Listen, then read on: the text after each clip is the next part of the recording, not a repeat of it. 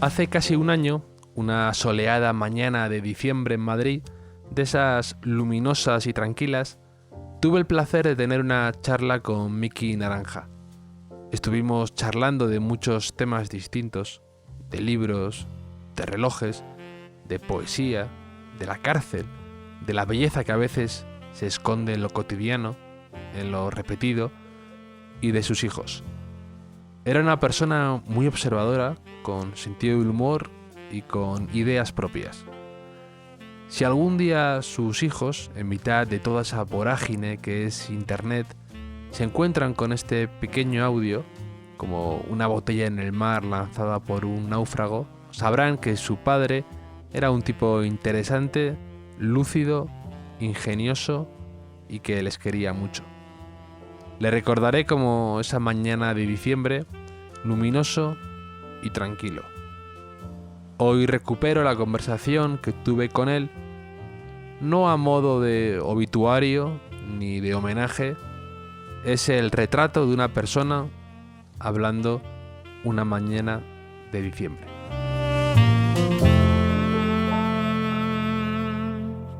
¿Cómo estás, Miki? Bien, gracias, muy amable. Me encanta que hayas podido venir. Mucha gente me había pedido tu asistencia al podcast, al hotel, que vinieras, y aquí estás. Sí, aquí estoy, invitado por ti, claro. Bueno, me hace mucha ilusión. Muchas gracias. Eres poeta y funcionario. Me suena casi a oxímoron eso, es como un contraste interesante. Cuéntame. Sí, pero la burocracia y la belleza también tienen puntos en común. Bueno, soy muchas más cosas aparte de poeta y funcionario, pero si tuviera que elegir o destacar dos cosas, pues sí, poeta y funcionario. Luego, si quieres, profundizamos más. Por supuesto, pero funcionario en la cárcel, en instituciones penitenciarias, ¿no? Efectivamente, sí, en la cárcel, sí, trabajé. Yo hice Derecho y era voluntario en prisiones con una ONG que se llama Horizontes Abiertos, y me gustó tanto ese mundillo que decidí dejarlo todo y dedicarme profesionalmente a trabajar allí. Y muy contento, además, llevo ya 14 años, bueno, ahora estoy de baja, pero lo echo mucho de menos. El mundo penitenciario me gusta muchísimo y en cuanto pueda volveré. Y cuéntame, uno que aprende tanto ahí, o por qué te llama tanto, o por qué te gusta. Es difícil resumirlo, pero digamos que en los lugares donde la humanidad está más a flor de piel, pues descubres primero cosas que te vienen bien para ti. Y luego yo entré a trabajar dentro de prisiones porque consideraba que cierta vocación allí en el medio era necesaria, y aunque se operaran pequeños cambios que la sociedad normalmente no va a ver, pero que eran cambios necesarios, y por eso decidí meterme allí. Estos días, de hecho, he estado leyendo artículos que me ha parecido interesante sobre cómo se están planteando las cárceles de cara a futuro, porque las quieren incluir un poco en las ciudades, y ahora hay un follón tremendo en Nueva York porque hay un proyecto de una megacárcel, como un edificio altísimo en el downtown, y claro, hay quejas de vecinos, de miedos, pero entonces me está pareciendo curioso. Es verdad que no me he parado a pensar en cómo van a tener las cárceles en el futuro, que ya no van a poder, ya no van a llevarles a una isla como ahí pasan en Manhattan, que tienen ahí en Rikers Island. Y me parece un mundo curioso, me puse a pensar en el tema. Es un mundo alejado que normalmente como sociedad no somos conscientes de él, y nos queda como muy lejos. Siempre suelen, como dices, las prisiones suelen estar apartadas de los centros urbanos, y en España igual. Hubo un tiempo donde se empezaron a construir lo que se conoce como centros tipo, que es una prisión con una serie de características geográficas muy especiales, y siempre se alejaban de los centros urbanos. Yo soy partidario, bueno, Estados Unidos también privatizó el sistema de prisiones hace unos años, luego vio que aquello no funcionaba, pero yo soy partidario de que como sociedad democrática además, tenemos que penar al que comete un delito, imponerle una pena, que la cumpla, pero luego también tenemos la obligación primero de custodiarlo y de retenerlo, pero luego también de que salga mejor de lo que entró. Y eso solo es posible si tiene contacto periódico con la sociedad a la cual le impone la pena. Entonces ese tipo de medidas de acercar la realidad penitenciaria a la sociedad, yo creo que son muy necesarias. Y todo esto contrasta con, digamos, tu faceta de poeta. Ya te digo que has escrito 3 libros. A mí, te digo, que me han gustado mucho todo lo que he leído de ti. Hay cosas que me encantan que son casi como haikus y con los que disfruto un montón. Bueno, ¿qué tal te va esa vida de escritor, de poeta? No, Ahora yo estás es- en Renacimiento, que es Sí. una editorial buenísima de esto. Sí, me hizo mucha ilusión llegar al Renacimiento. Yo creo que lo de poeta es más una forma de ser, una manera de estar en el mundo. De hecho, es muy anterior a mis estudios de Derecho, muy anterior a mi faceta como funcionario de prisiones. Está desde que tengo uso de razón prácticamente. Yo creo que es una manera de mirar más que yo. Sobre todo, antes que escritor, soy lector en general y sobre todo lector de poemas. Y es una manera de mirar la realidad. Yo escribo un poco por ósmosis, por lo que otras voces han aportado en mi vida personal y en mi vida cultural. Y entonces escribo un poco pues para intentar agradecer de aquella manera. Pero yo siempre, digamos que no soy un poeta consagrado, soy un poeta aficionado. Me gusta escribir poesía y me gusta acercar la poesía de otros. En redes sociales y en mi blog intento acercar otras voces. ¿Y cuáles son esas voces? Porque, por ejemplo, yo tengo un ligero problema con la poesía, que hay veces que la he disfrutado un montón, pero no me considero un gran lector de poesía, tal vez porque, por eso, por mi manera de leer, que es bastante compulsiva y bastante rápida, y a veces como que no me paro a paladear o disfrutar suficiente un poema. Y luego, en cambio, he descubierto grandes cosas, si me lo recomiendan. Gente que, por ejemplo, me acuerdo perfectamente leer a Blasco Ibáñez en segundo bachillerato con mi profesora de lengua, era la Lupas, y diseccionar un poema, descubrir los simbolismos, ver el mecanismo interno, sus entrañas. A ti que te gusta mucho la relojería, es Sí, como un reloj. es un reloj, es una buena metáfora además. Y me lo disfruté muchísimo, pero necesito como que alguien me acompañe en el proceso. Entonces tú, que te consideras un gran lector de poesía y que acercas la poesía a los demás, ¿a mí qué me regalarías? ¿Qué libros de poesía me regalarías? ¿O qué autores me Tendríamos que descubrirías? charlar primero tranquilamente para ver por dónde van los Ya, tiros. Yo creo que para la poesía requiere cierto esfuerzo o hay que buscar un itinerario lector para encontrar tu voz o las voces más cercanas a ti, que no ocurre quizá tanto con la prosa, que se puede leer en muy amplio espectro y a muchas clases diferentes de voces y encontrar algo, asentimiento en todas las voces que lees. La poesía requiere un cierto itinerario lector que se va construyendo con el tiempo. Y siempre hay voces que son más cercanas a ti, a tu manera de pensar o a tu manera de entender la poesía. Y luego también requiere cierto esfuerzo, como dices tú, a la hora de diseccionar la forma de un poema. Un poema, además del fondo, de lo que nos quiere decir, está construido de una determinada manera. Y es muy bonito observar cómo están construidos los poemas, la forma que tienen los poemas, incluso aunque estén hechos en verso libre y no se ajusten a una métrica concreta, siempre tiene unos códigos de ritmo, una musicalidad que es muy bonito descubrirla. Y a medida que vas profundizando en ella, vas descubriendo más cosas. Y entonces tendríamos que trazar un pequeño itinerario poético y ver qué autores o qué voces van más acorde contigo y luego seguir poco a poco profundizando en él y al final es una pasión. Como consigas entusiasmarte con la poesía, ya no la sueltas. Yo creo en los planes, por ejemplo, educativos para jóvenes, tanto en lectura normal como en lectura de poesía, faltaría contagiar esa pasión a los chavales por la poesía, quizá acercándoles voces más cercanas a su tiempo. Hay muy buenos poetas muy jóvenes de poesía contemporánea o no tan jóvenes como Carmelo Iribarren, por ejemplo, que está fuera de los planes de estudio, que me parece un poeta fascinante, o Rosillo, o Bukowski, o Carver, que, Carver. claro, si tú, por ejemplo, a un chaval de 14 años empezás con la poesía de siempre, con el canon de Lorca, de Machado, que son voces muy alejadas a ellos en su contemporaneidad, pues quizá no le entusiasme. Sí, el entusiasmo yo creo que para cualquier actividad es fundamental. Entonces, si consigues entusiasmar, al final vas siguiendo esa poesía. Por ejemplo, Carver, escribe una poesía que es muy poco formal, que es casi como un relato corto, pero que apela directamente a las tripas. Entonces es muy fácil identificarte con un poema de Carver. De Carver puedes saltar a Bukowski, a todo el realismo sucio, y luego ya ir buscando más cosas. Al final es un itinerario, o sea, un camino poético. De hecho, yo, cuando hay mucha polémica ahora, digamos, o mucho run con el tema de los poetas jóvenes, y yo, por ejemplo, yo soy bastante...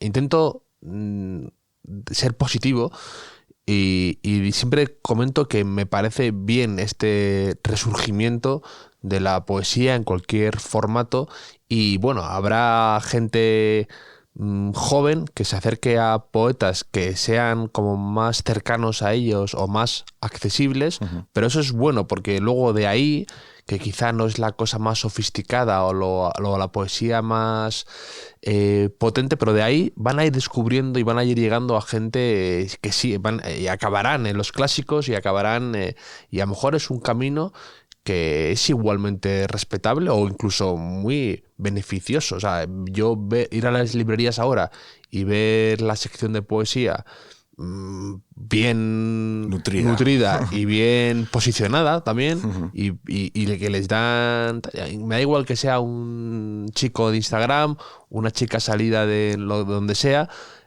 siempre y cuando luego el lector vaya más allá, ¿no? Eso es positivo siempre. A mí, yo estoy de acuerdo contigo. O sea, a mí cualquier persona que se siente frente a un folio a volcar sus sentimientos ya me parece un acto importante, además en la sociedad actual, y que me merece el mayor de los respetos. Luego, como en todo, hay calidades y hay formas de construir los poemas. Hay poemas que están más cercanos a lo que realmente yo considero que es poesía, y siempre hablo desde un punto de vista personal y desde mi opinión. Yo, cuando empecé a leer poesía, es verdad que la poesía estaba relegada al último estante de la biblioteca o de la librería, y había muy poca oferta de poesía. Y de hecho, a mí la poesía que me gustaba leer tenía que escribir a las editoriales cartas o hacer desideratas en la biblioteca para pedir determinados libros, porque en Valladolid no llegaban esos libros. Ahora sí que están. Yo creo que hay un cierto peligro en el sentido de que solamente, quizá, y sobre todo en las librerías ahora de gran consumo, hay un tipo de poesía concreta, mientras que la otra todavía sigue un poco oculta. A mí me parece que empezar leyendo a poesía más actual o a estos poetas de los que has hablado, si luego continúas ese itinerario, me parecería bien. Si te quedas ahí y al final no pasas de ahí, también tiene ciertos riesgos, porque es una poesía muy sencilla, quizá incluso alguna creo que no es poesía, y si los jóvenes no pasan de ahí, pues corremos el riesgo de que al final la auténtica poesía quede un poco de lado. Si consigues saltar o continuar ese itinerario, me parece fabuloso. Y es verdad que hay un reverdecimiento de la poesía y que ahora es más fácil conseguir buenos libros de poemas. Además, es que yo sí que... Tú, por ejemplo, tu forma de escribir poesía es también, digamos, ¿la consideras más verso libre o más de alguna forma estructurada? Yo he usado las dos cosas. He usado el verso libre, lo uso bastante a menudo. Intento construir también siguiendo el canon. He escrito sonetos, he escrito también en decasílabos, escribo haikus de vez en cuando, pero adaptándome al haiku clásico. Luego epigramas. Yo he escrito un poco de todo. Yo tampoco soy un referente ni un teórico literario. Claro. No te podría decir, pues esta poesía es objetivamente buena y esta poesía no lo es. A mí hay una poesía que me llama más, que me gusta más, y la cual he ido descubriendo, de autores contemporáneos muy, muy buenos, y que digamos que tiene, a mi juicio, como tres pilares. Una cierta hondura, una hondura espiritual o una hondura material, pero una cierta introspección por parte del autor, un ritmo que lo puedes conseguir de muchas maneras, o bien a través de la métrica o bien a través del propio ritmo del poema, y luego imágenes. Un poema es un texto que trae imágenes. Si es una poesía que no reúne ninguno de esos tres pilares, pues a mi juicio no es poesía. Tú puedes escribir un texto en prosa, cortarlo y ponerlo en versos, pero eso no significa que sea un poema. Un poema por lo menos tiene que tener alguna de esas tres cosas. Y hay poesía de la actualidad, poesía incluso de redes, que tiene alguno de esos tres elementos. Entonces a mí me parece muy defendible, muy legítima, y aunque no me llame concretamente, pero sí me gusta que esté. pero por lo menos que siga alguno de esos 3 caminos, porque si no al final podemos tener el peligro de banalizarlo todo y de que todo quepa. Es que es bueno también que en el arte haya reglas. Aaron Sorkin, el guionista, decía que las reglas son lo que hace bonito el arte. Y tiene parte de razón. O sea, un drama en 3 actos, un ensayo periodístico en 5 párrafos, o la poesía que tenga una rima, o los haikus en 17 sílabas en 3 o 5 versos. Me gusta esos formatos y que la gente los respete. Y no soy tan entusiasta del verso libre solo por ser libre. O sea, es decir, hay tipos, Carmelo Iribarren, para mí lo clava, o sea, lo hace fenomenal. Carmelo Iribarren, por ejemplo, practica mucho el verso libre, pero luego te coloca un montón de encabalgamientos y maneja fenomenal los encabalgamientos. Yo creo que para poderse saltar la ley hay que conocer la ley. Totalmente. Para hacerlo bien. Entonces, ¿qué le voy a contar a un funcionario de prisión? Entonces yo creo que la forma es importante. Sobre todo para poderlas perder las formas hay que tenerlas previamente. Absolutamente de acuerdo. Y es mucho más sencillo de lo que... O sea, parece mucho más sencillo de lo que es luego, porque efectivamente no puedo estar más de acuerdo que lo mejor es perfeccionar ese arte y luego saltártelo. O sea, también lo decía Picasso eso, de algún modo. Y me gusta, lo que me gusta mucho de tus textos, o sea, de tu poesía, es que noto que no es tan común, fíjate, pero noto bastante ironía. Sí, tengo cierta ironía y un poco iba a decir un pesimismo antropológico, pero tampoco es la palabra. Pero sí, intento jugar con la ironía en los textos y con el sentido del humor, si puedo. Aunque soy de Valladolid y mi sentido del humor es bastante contenido, pero lo intento meter. Pero eso no es tan común, diría, ¿no? Yo lo veo en algún... O sea, precisamente, alguna cosa de Carmelo, en alguna cosa de Luis Alberto de Cuenca lo he visto. Szymborska tenía mucho sentido del humor, pero... Szymborska era...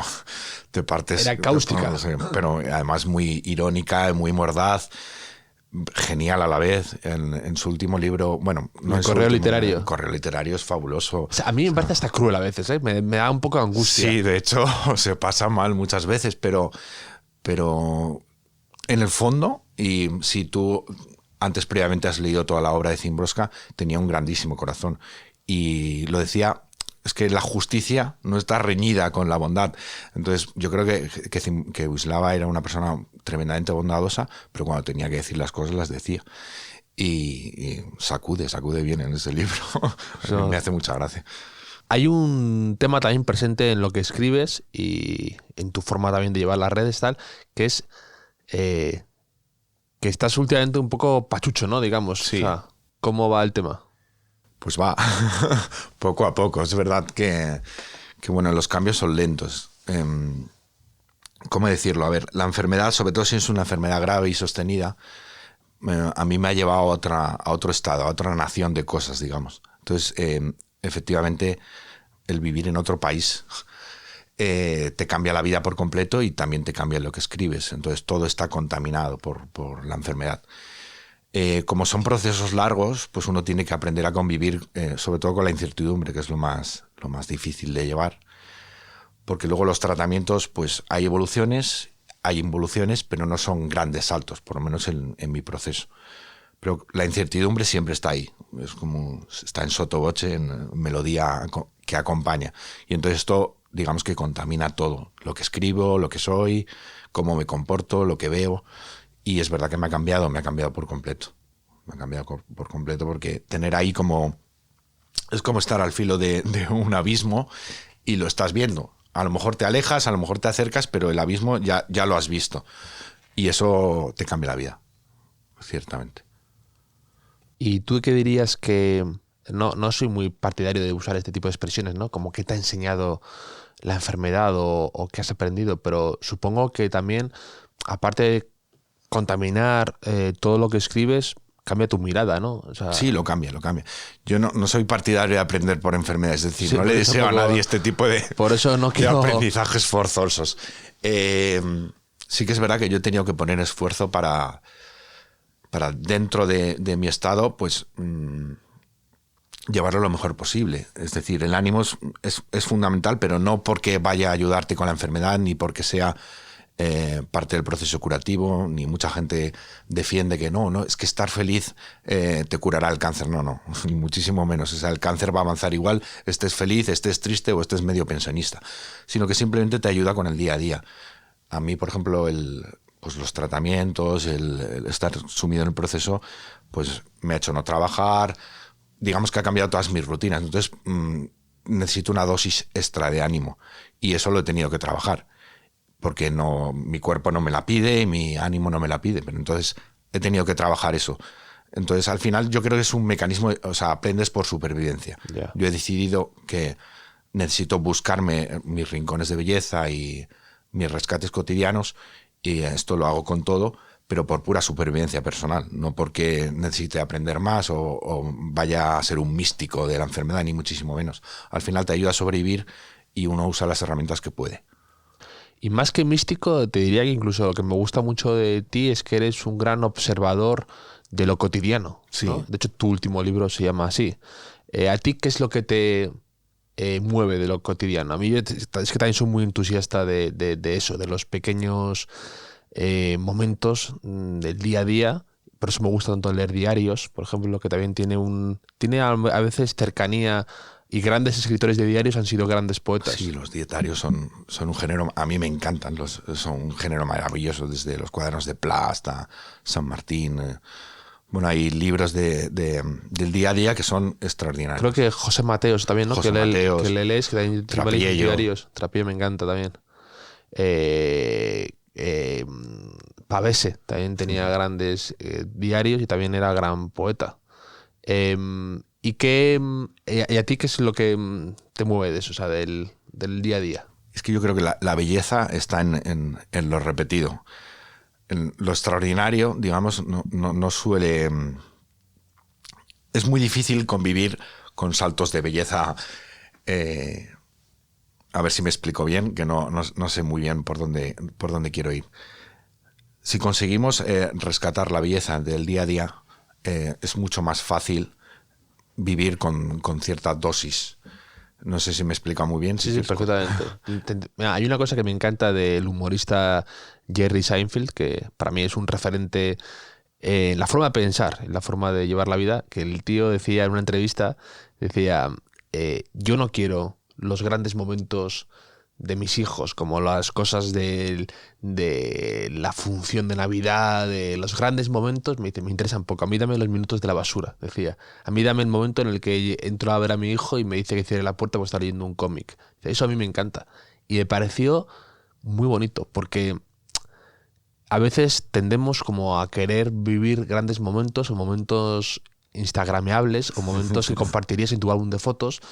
Y en cambio disfrutar de las miserias personales, de ver, no te digo miserias, sino tanto ver a tu hijo actuando normal o a tu mujer o a tu novia en el día a día, en la rutina, en lo que dices tú, en lo repetido, ahí hay mucha belleza si sabes mirar bien. Sí, sobre todo porque al final es casi una cuestión de economía. Los momentos extraordinarios son pocos en una vida, mientras que los momentos ordinarios son muchísimo mayores. Si consigues sacar rédito de esos momentos ordinarios, mucho más beneficioso desde un punto de vista puramente práctico, porque al final momentos extraordinarios en una vida, puede haber 10, 15 momentos extraordinarios, como dices tú, instagrameables. El grosso, al final, que es el peso que llevamos en la mochila, son cosas de rutina. Si consigues, a través de un cierto hábito, al mirar o al estar en el mundo, consigues rescatar belleza de esos momentos repetidos, pues al final es muy práctico, resulta beneficioso y que además te ayuda con la vida normal.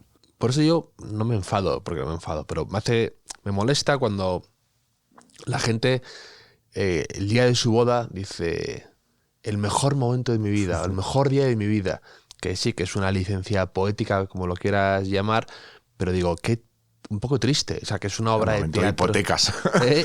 Que hipotecas todo el futuro. No, y aparte, que te quiero decir, que entiendo perfectamente que es un momento de gran felicidad y un momento sobre todo especial y sobre todo distinto, ¿no? Por el momento en sí.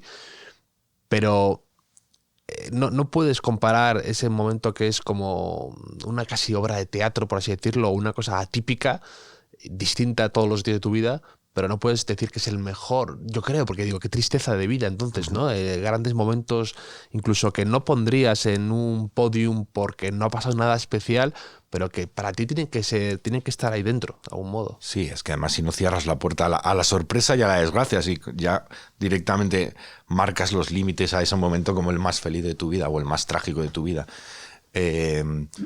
en ese instante, pues entonces ya cierras, digamos, las puertas de la sorpresa. Y luego además la memoria, tú también lo citas en tu libro, y Ray Loriga, sobre todo, que es el que trajo la cita a la memoria, que es como el perro tonto este que te trae el palo que le dé la gana.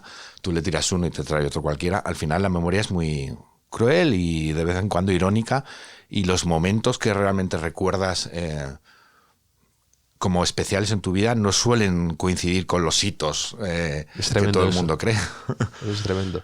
Por ejemplo, y de esto hay un poema tuyo que me encanta, que lo llamas, creo que es El Palacio de Verano de Viena, ¿no? Uh-huh. Que es como un ensalzar a la gente que sigue mirando las cosas más burdas o las cosas más incluso feas, como si fuera un gran monumento, ¿no? Y hablas de alguien que mira un arcón viejo de madera y que su mirada parece que está ante el Palacio de Verano de Viena. Y me encanta ese poema por cómo... Por eso, por destacar esas personas que son capaces de transformar lo más ordinario en extraordinario, solo por el poder de la mirada y por el interés. De hecho, ese poema, me acuerdo que lo escribí. Bueno, yo todos los años, o por lo menos una vez cada 2 años, leo un libro que me encanta, que es Una pena en observación, de Lewis. ¿Cómo es? Una pena en observación, que se hizo una película fabulosa, pero el libro es un libro pequeñito, en el cual C.S. Lewis, a raíz de la pérdida de su mujer, pues construye esa tristeza y la deconstruye, la analiza, y al final pues va recordando pequeños momentos y vivencias con su mujer. Y cuando has vivido una ausencia, cualquier ausencia en tu vida, al final te vas dando cuenta que lo que recuerdas de las personas, lo que te llevas de las personas, son pequeñas cosas. No te llevas el constructo total ni los grandes momentos, te vas llevando, pues vas rascando de un lado y de otro. Entonces yo creo que si conseguimos, o por lo menos yo lo intento, mirar la realidad a través de esos pequeños momentos, al final me llevaré más, o eso es mi ilusión, o eso creo. Pues yo creo, por eso también escribo, intento capturar esos pequeños momentos de realidad y escribo para que no se me olviden. Está muy bien.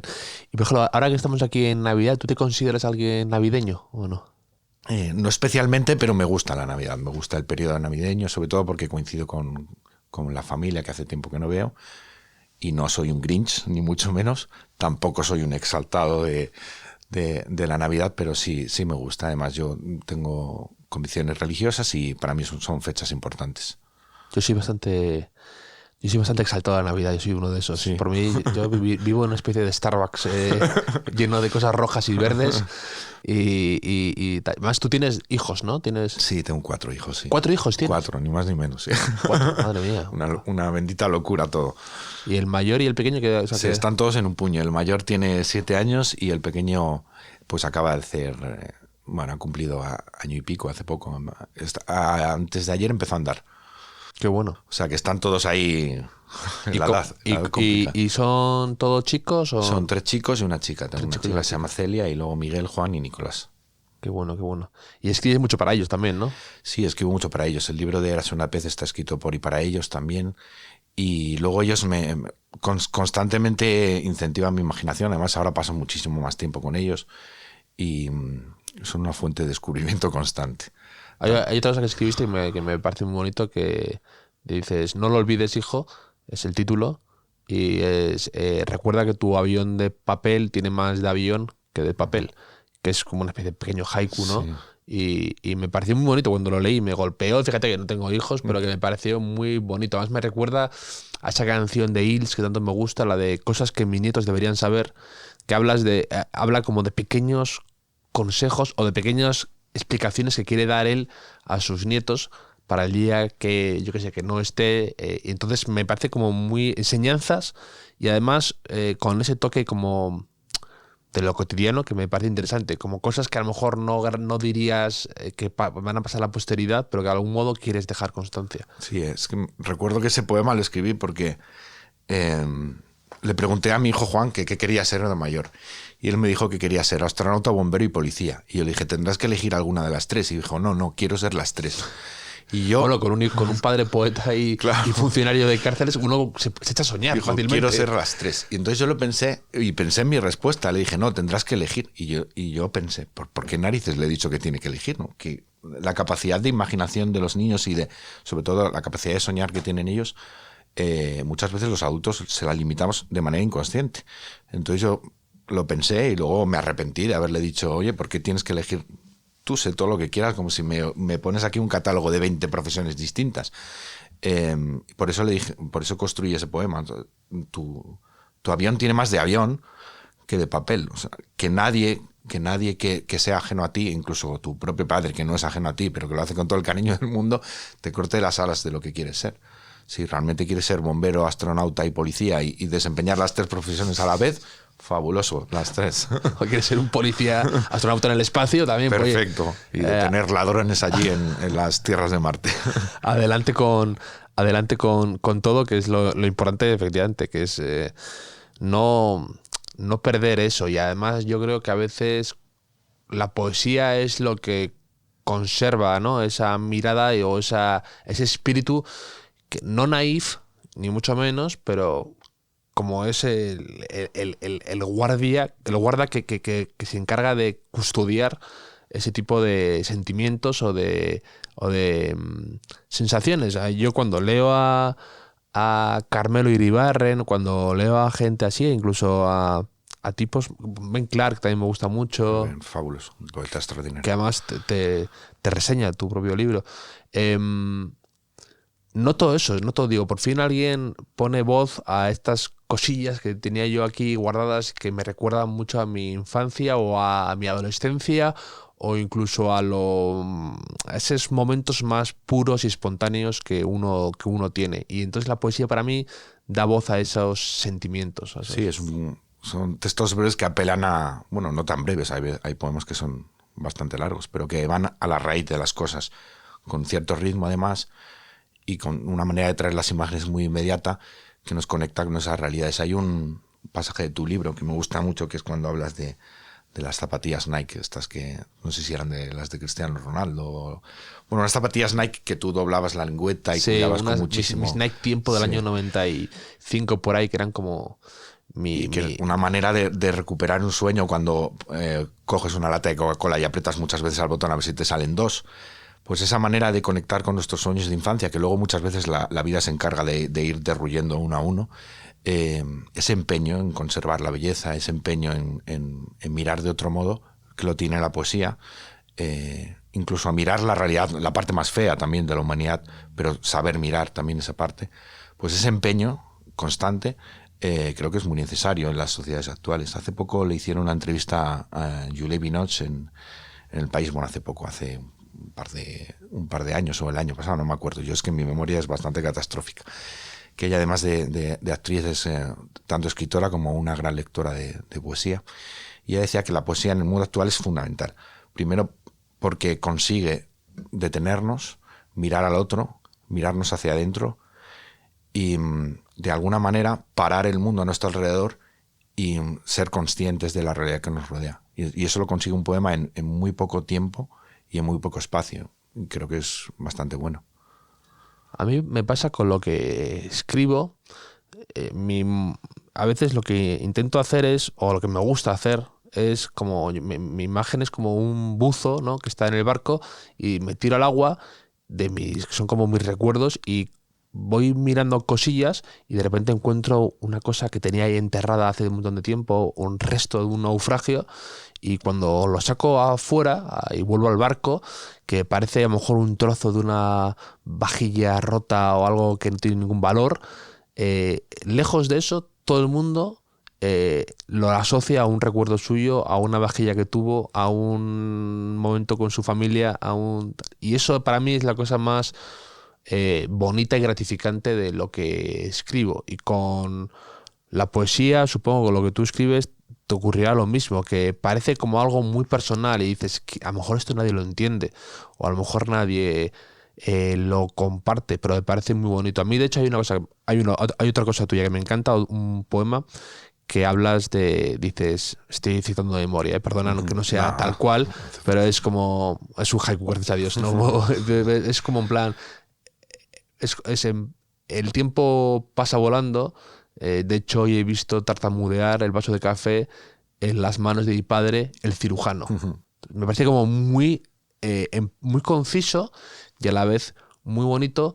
Y uno no tiene un padre cirujano, uno no tiene un padre a lo mejor que le tartamudee o que le tiemble el café en la mano, pero apela y todo el mundo se siente identificado de algún modo con eso, los recuerdos de que el tiempo va pasando a toda velocidad, de ver a tu padre haciéndose mayor, de ese tipo de cuestiones que son personales y todo el mundo las ha vivido de algún modo u otro. Sí, porque es que, como decía antes, como al final la poesía apela a la raíz, todos somos muy parecidos.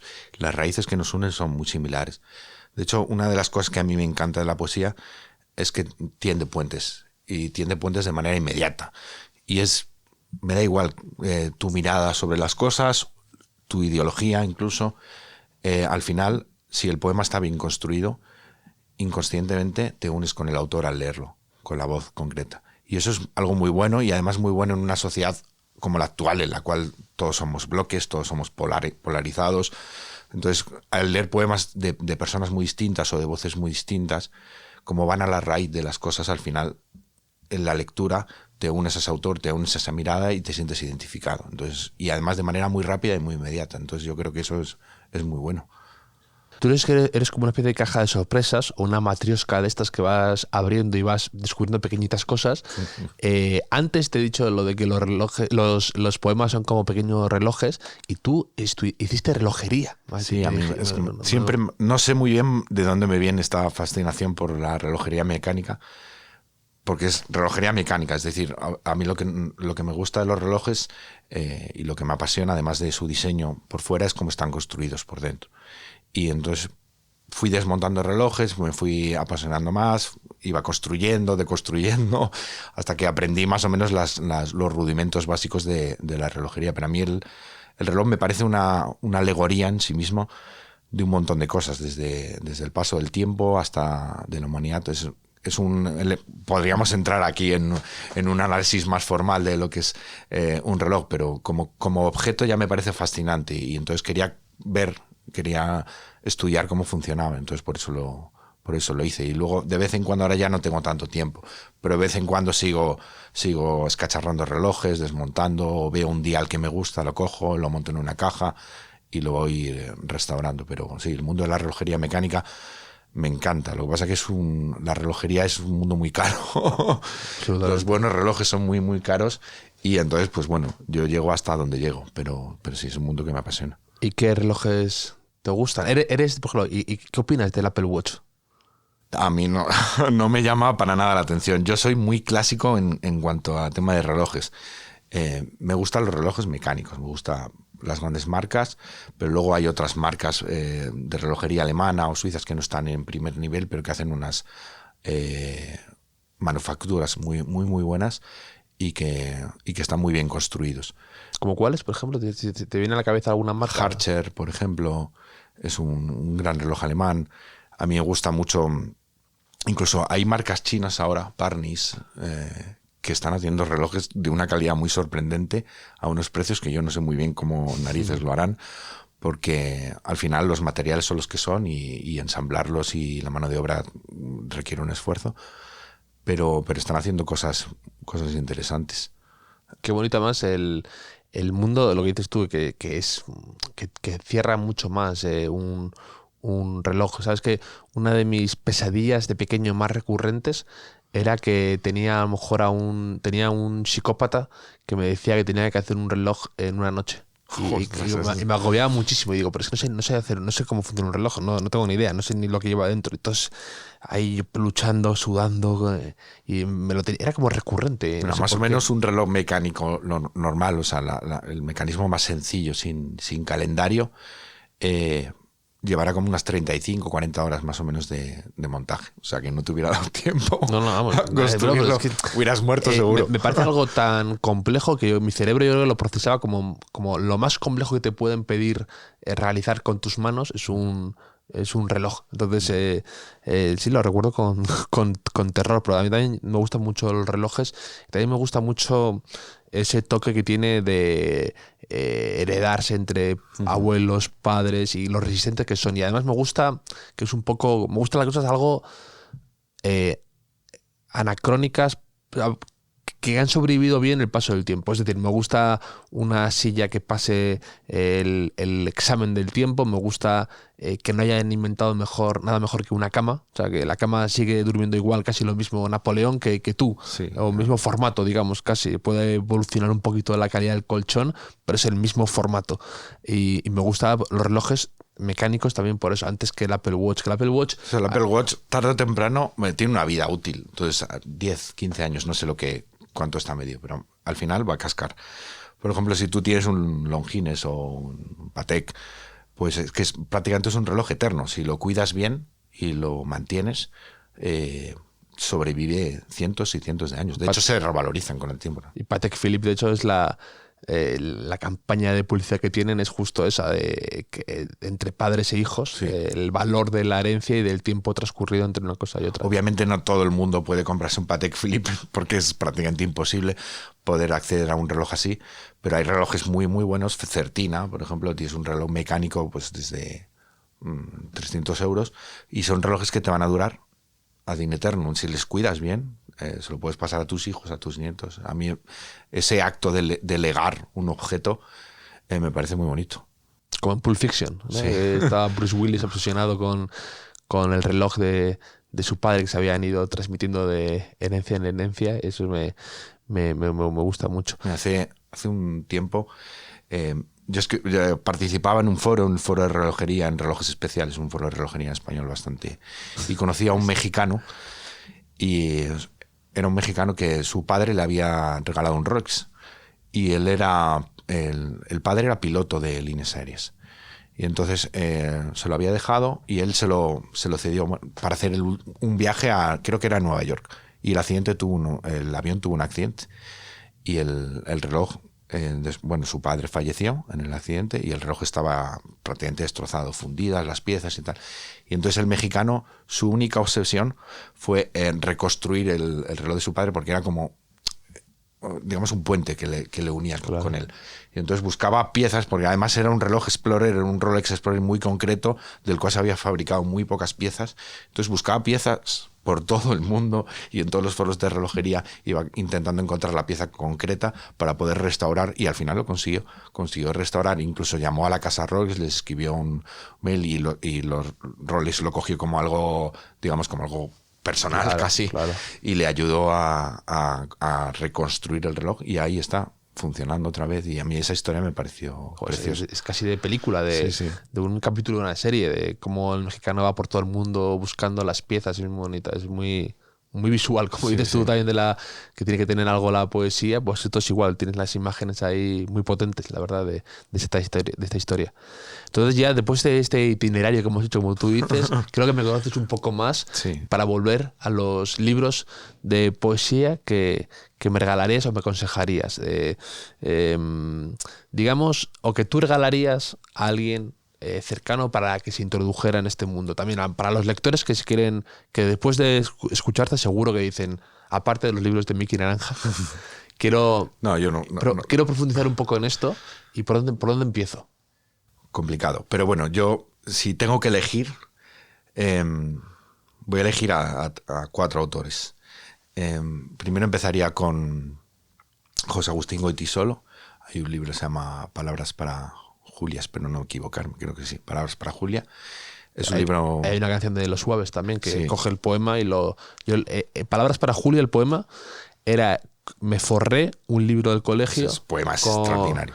Con ese poema, fíjate, me acuerdo perfectamente. Ese poema es extraordinario, pero el libro es precioso, o incluso la poesía completa de Goytisolo en cátedra. Goytisolo es un poeta que tiene un verso muy fácil de entender, que es un poeta pegado a la calle, es muy revolucionario, es muy empático y transformó bastante la poesía en España. Luego cogería a Gloria Fuertes, que es una poeta que tradicionalmente siempre se ha asociado con la poesía infantil, pero tiene unos poemas para adultos extraordinarios y con una hondura poética, y además se la entiende fenomenal. Y por coger así un par de voces de poesía actual, Sánchez Rosillo, que es un poeta que alaba lo natural, a los hechos más sencillos, es un poeta magnífico y además formalmente extraordinario también. Y luego pues Carmelo. Estoy hablando de ti. Cogería esos 4 libros y luego ya seguiríamos hablando a ver qué pasa. No, de Carmelo creo que me he leído todo, la verdad.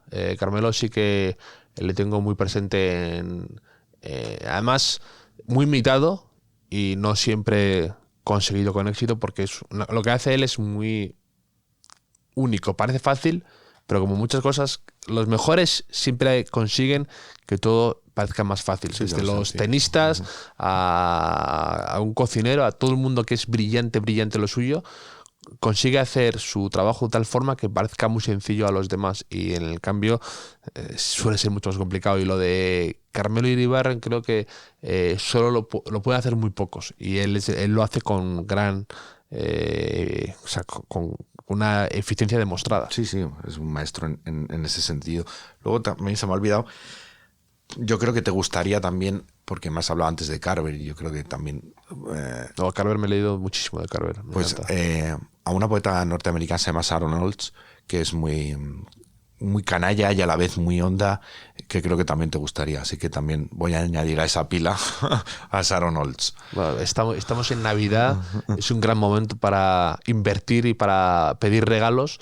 Así que me voy a llevar esta lista de Miki Naranja personalizada y customizada para mí. Siempre es buen momento para comprar libros, además. Siempre. Es el mejor momento. Además, hay que compartir lo que uno lee, siempre lo digo. Y entonces me parece un momento idóneo. Así que, oye, Miki, pues me ha hecho mucha ilusión que hayas venido, también. Te has pasado por el hotel. Ha sido una charla que lo he pasado estupendamente. Yo también. Y espero que seguir leyéndonos mucho tiempo y que disfrutes de unas navidades estupendas con los tuyos. Vale, muchas gracias igualmente, y gracias a... No me acuerdo cuál era tu nombre. El jefe de sonido. El jefe de sonido que nos ha puesto voz. Alberto, que está siempre aquí manejando todo detrás de las... donde no se ve, donde lo importante siempre está detrás de la... ¿Cómo es que dices esto en el teatro, tío? La tramoya. La tramoya, ¿no? Efectivamente, la tramoya. Entre bambalinas siempre. Pues muchas gracias a todos, y gracias por haberme invitado, Javier. Un placer.